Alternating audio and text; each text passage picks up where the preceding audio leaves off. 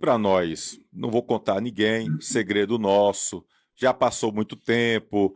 Vamos aqui. O Kleber Lavô dava uns palpitezinhos na escalação daquele time do Guarani, ô Gerson? Rapaz, eu acho que o Kleber Lavou só não deve mandar em casa, viu? Mas no resto. Eu- Ai, mano. Ele Eu tinha os. achava muito bom. Achava muito bom acabar o jogo, o Kleber. Vamos comer carne de baião, muito feliz. Ô, cara legal, Kleber. Quem eram os Aí ele preferidos vinha do com. Lavô? Quem eram os preferidos do Lavô lá? O prefeito do Lavô é Netinho, né? Netinho já é antigo com o Kleber Lavô.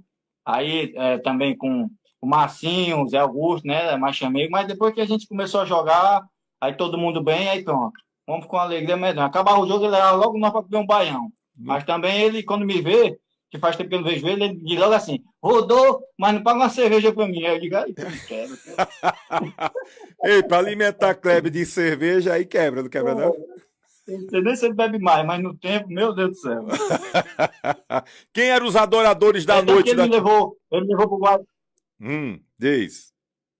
Tanto que ele me levou pro Guarani, né? Hum. Floresta, o Kleber, e pro Uniclinic, né? Que hoje é Atlético, né? É, o Atlético Cearense agora. Ei,